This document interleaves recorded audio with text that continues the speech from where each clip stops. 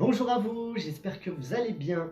Alors, aujourd'hui, je vais te parler d'un sujet que j'ai trop longtemps entendu en salle, que j'entends encore aujourd'hui en dehors des salles. Mais je ne vais pas seulement parler de sport, de salle de sport, je vais te parler aussi de d'autres sujets. C'est le temps. Le temps pour soi. J'entends trop de personnes me dire « Je n'ai pas le temps. Je n'ai pas le temps de faire de sport. Je n'ai pas le temps de cuisiner.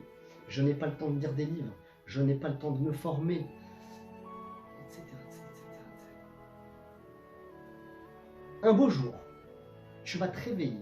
Tu vas avoir 60 ans. Toute ta vie aura défilé avec des « j'ai pas le temps ». Et là, qu'est-ce que tu vas me dire? Encore une chose que j'ai déjà entendue. Je suis trop vieux pour faire ça. Le temps maintenant il est derrière moi, je suis trop vieux pour faire ça. Ça je l'ai déjà entendu. Maintenant pour le temps qui me reste, je veux profiter. Voilà. Je suis absolument d'accord avec cette philosophie de profiter. Je suis vraiment d'accord avec cette philosophie. Maintenant, prendre soin de soi, est-ce que ça veut réellement dire ne pas profiter de la vie? Je pense pas du tout. On peut très bien profiter en prenant soin de soi. Qu'on ait 60 ans, qu'on ait 30 ans, qu'on ait 40 ans, qu'on ait 20 ans, qu'on ait peu importe l'âge finalement. Le temps ne doit pas être une barrière, le temps ne doit pas être ton ennemi. C'est pas possible ça. Autre sujet que j'ai souvent entendu, on est toujours sur le temps, c'est Fred, j'ai 40 ans, je suis trop vieux maintenant pour que tu me fasses faire du sport sur des intensités aussi élevées. On est toujours sur le temps, sur l'âge. Encore une fois, une nouvelle barrière interne. Il faut absolument arrêter avec ça.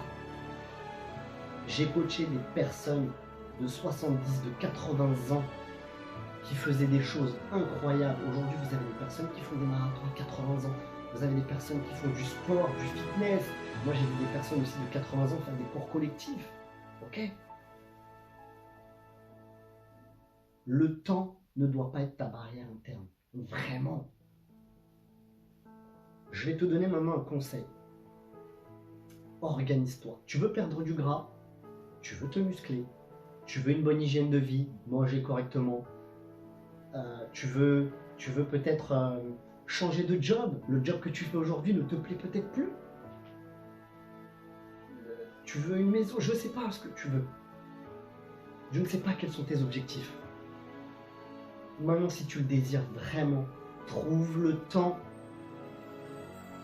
Trouve le temps. Le temps, tu peux le trouver. Crois-moi, organise-toi dans la journée. Organise-toi. Ça, c'est une première chose que je te donne. L'organisation. Deuxième chose, et du coup ça rejoint ce que je te dis, ne te mets aucune barrière. Ne te mets aucune barrière. Écoute bien ça. Tout est possible. Tout est possible. Vraiment. Le temps doit être ton ami. Le temps doit être ton ami. Avec de l'organisation, crois-moi, tes journées sont réglées, elles sont carrées. Effectivement, tu verras qu'il y a des concessions à faire certaines fois. Et j'aurai un sujet sur ça. J'aurai un sujet sur ça. Je ne vais pas aller trop dans celui-ci, mais tu auras des concessions à faire, effectivement. Parce que peut-être que finalement,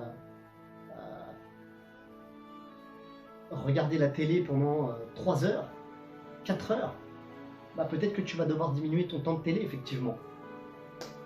Est-ce que tu as réellement besoin de 3-4 heures télé? Et je donne cet exemple-là, ça peut être sur tout un tas d'autres sujets. Hein. Voilà, je parle de la télé, ça peut être aussi le téléphone. Combien de personnes passent des heures et des heures et des heures et des heures et des heures sur le téléphone?